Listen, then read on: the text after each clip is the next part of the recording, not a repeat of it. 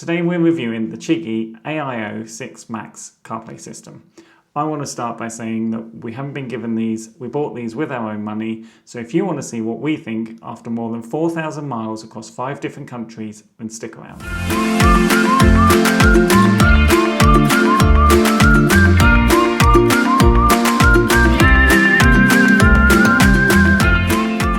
Here we are with the Chigee AIO-6 Max.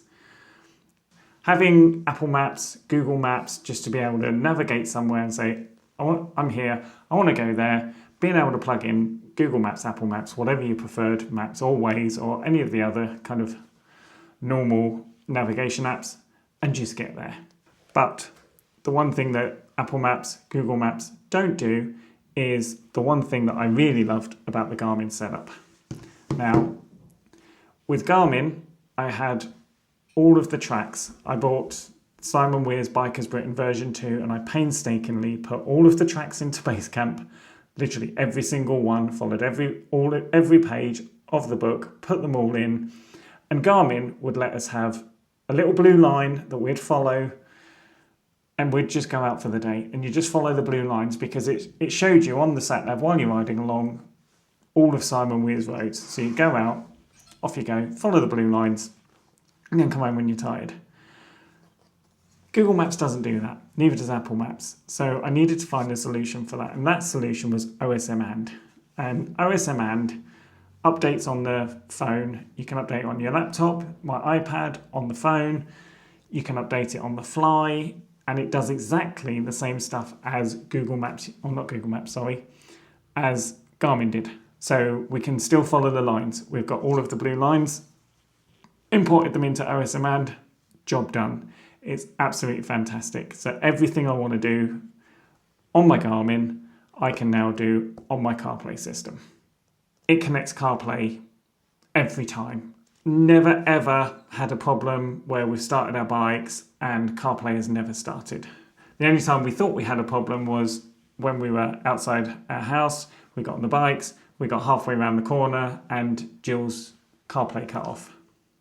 Turns out if you leave your mobile phone at home, it doesn't work.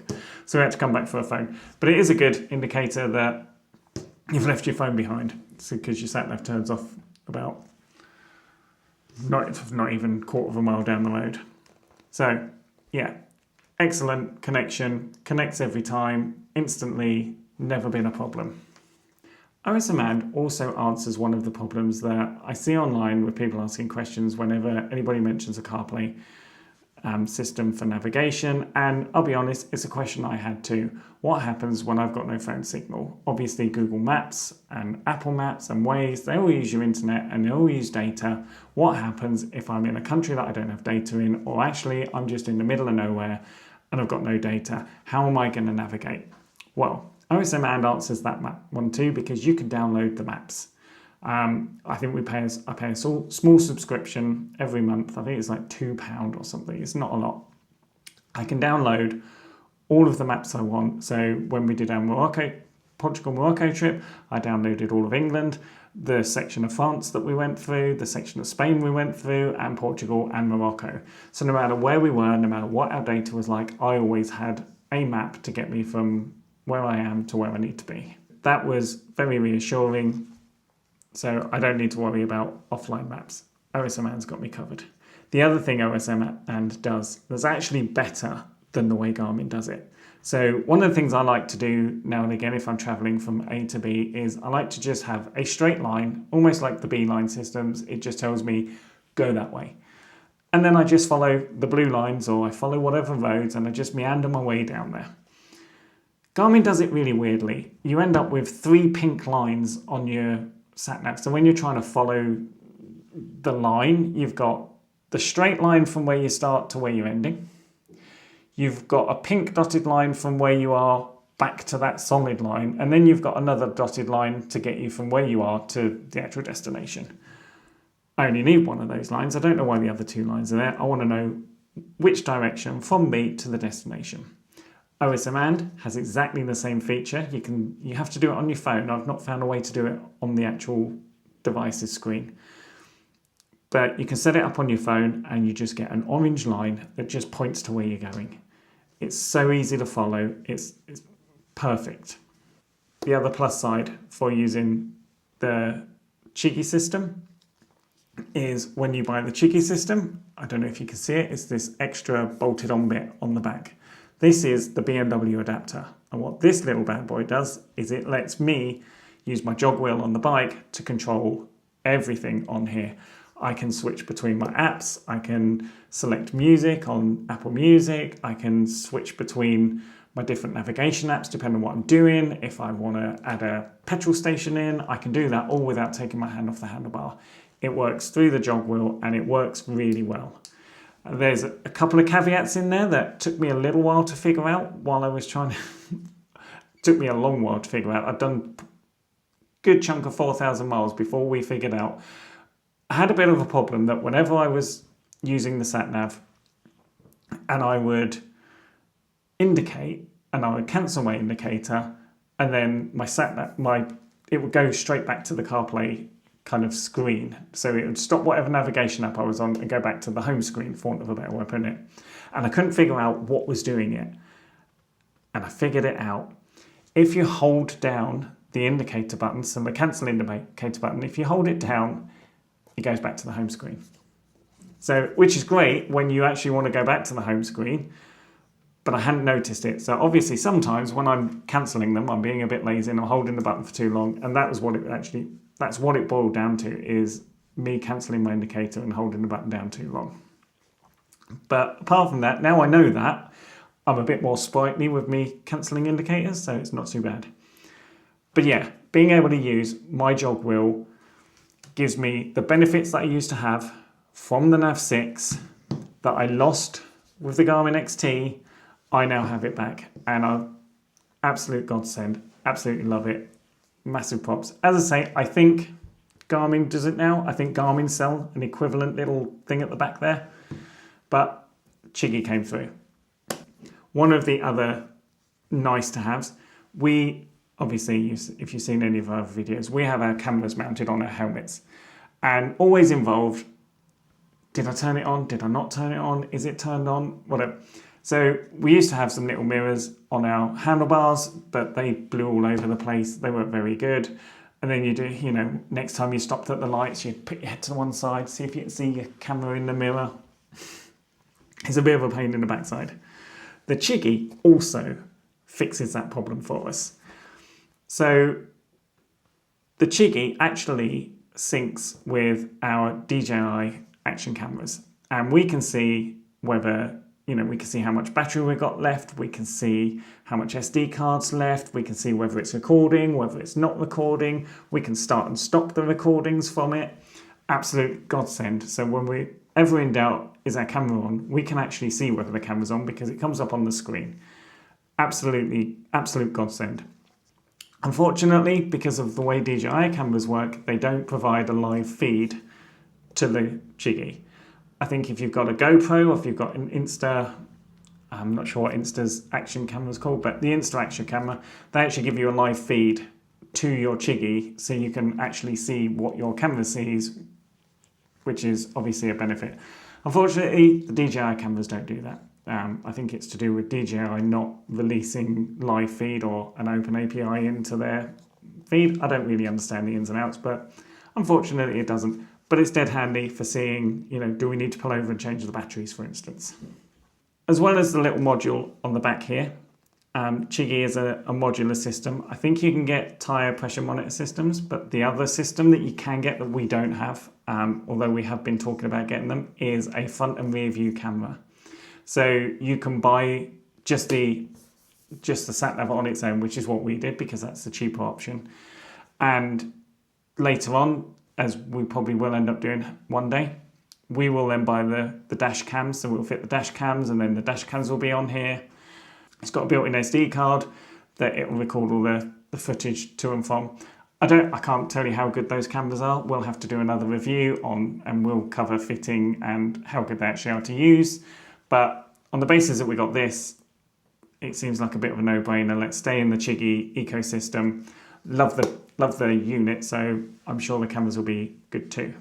So Unfortunately, it can't be all good. There are some annoying things about this that I'm not overly fond of.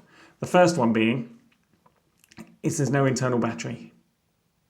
So you can't just, if you're at home and you want to change the settings and you want to play with it, which, you know, when you first get these things, and if you're anything like me, you want to sit and play with them, it has no battery. So whereas these, as you would have seen, kind of like the Garmin's, they've got an internal battery. So you can turn them on, you can play with the settings, you can, you know, it doesn't need to be plugged into anything, it's already there.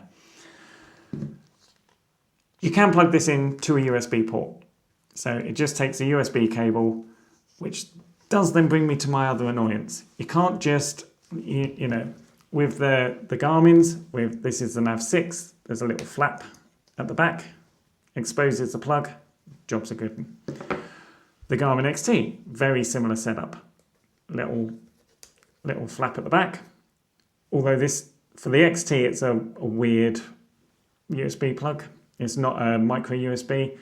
The Nav 5 was a micro USB. And this is a weird plug, but so you have to have the right cable. But ultimately, it doesn't take a lot to plug it in, charge it up. Chigee, on the other hand, they do have a USB port, but you've got to undo this flap. But this flap isn't manually undoable. You have to have their special little tiny I think it's a Torx bit on the end of there. So to get to the you have to unscrew this. Unscrew this. It's a bit of a faff because then you've got to, because even once you've unscrewed them, you've still got to get it out, and that's easier said than done, which probably makes this really kind of solid and reliable.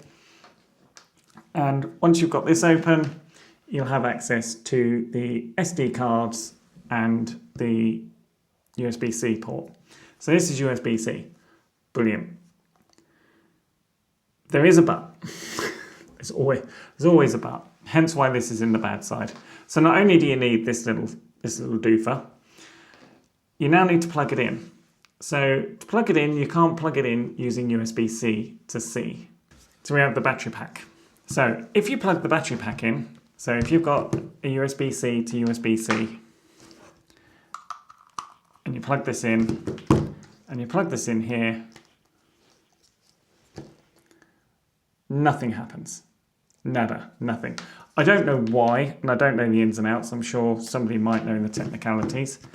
But if you have one of these, the USB-C A to a USB-C, and we plug this into the USB, and now plug this into our Chigee.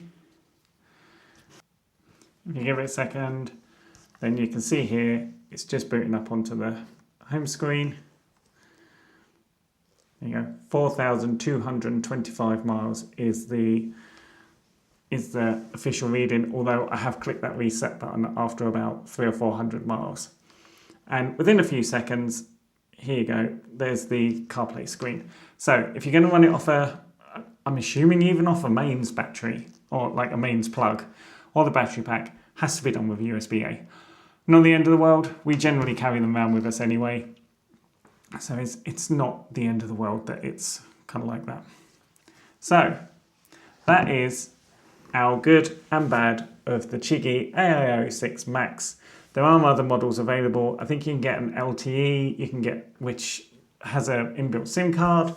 I think there's a smaller 5-inch version as well.